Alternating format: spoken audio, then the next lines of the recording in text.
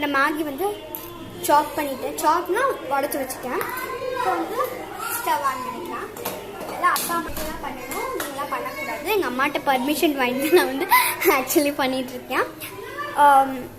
ஒரு தோசை கரண்டி இதை தான் நான் வந்து எங்கள் அம்மா வந்து செட்டப் பண்ணி அடிப்பாங்க. ஹீட் ஆனோடனே சேர்த்துக்கலாம்.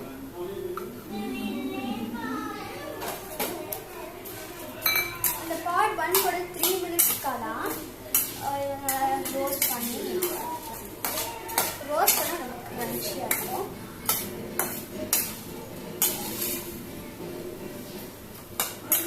சிம்லே வச்சு பண்ணணும், அப்போ தான் ஓவராக கருவாது.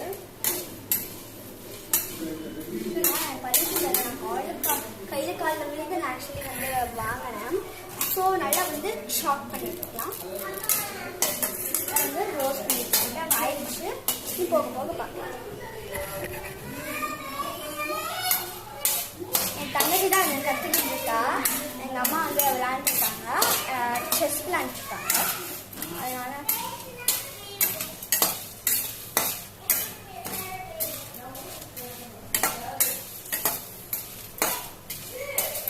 கருவும் நீங்கள் ஸ்டிம்லேயே வச்சு நல்லா கொஞ்சம் வந்து எல்லாமே கொஞ்சம் ஈக்குவலண்டாக ரோஸ்ட் ஆகிற மாதிரி நீங்கள் பண்ணணும்.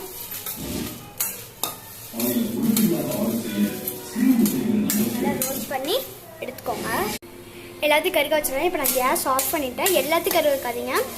கொஞ்சம் ஓரளவுக்கு கருகிற மாதிரி இருந்துச்சுன்னா, ரொம்ப ஹெவியாக ஸ்மெல் அடிக்க ஆரம்பிச்சிச்சுன்னா நீங்கள் வந்து ஆஃப் பண்ணிடுங்க. நான் ஆஃப் பண்ணிட்டேன். இப்போ வந்து இது அப்படியே அங்கேயே இருக்கட்டும். குட்டியாக வெங்காயம் எடுத்துருக்கேன். இது வந்து கத்தியில் சாப் பண்ணிக்கலாம். சின்ன சின்னதாக எடுத்துக்கலாம்.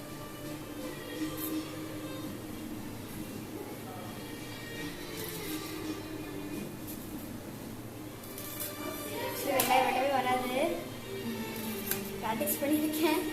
அதை வச்சு தான் பண்ண போகிறேன். வந்து வெட்ட வந்து நல்லா வந்துடுச்சு. இன்னும் கொஞ்சம் வந்து ப்ராக்டிஸ் பண்ணோம்னா கற்றுக்கிட்டு இருக்கா. எனக்கு வந்து அவளுக்கு வந்து இதெல்லாம் பிடிக்காது. எங்கள் வீட்டில் யாருக்கும் நூடுல்ஸு, பரோட்டா இது மாதிரி அன்ஹெல்தி ஃபுட்ஸில் யாருக்கும் இருக்குது. எனக்கு மட்டும்தான் பிடிக்கும். அப்புறம் எங்கள் அப்பா, நான் வந்து ஒரு வெஜிடேரியன் சொல்ல முடியாது, நான் வெஜிடேரியன் சொல்ல முடியாது. ரெண்டு தானே கலந்து எப்போ வேணாலும் சாப்பிடுவேன். ஆனால் நான் எனக்கு நான்வெஜ் பிடிக்காதுன்னு சொல்லியிருக்கேன்ல, சொன்னேன் இல்லைங்க. ஆனால் வந்து எனக்கு சிக்கன் 65, சிக்கன் பிரியாணி எனக்கு பிடிக்கும். ஆனால் மட்டன், சிக்கன், மீன், சிக்கன் சாப்பிடுவேன். ஆனால்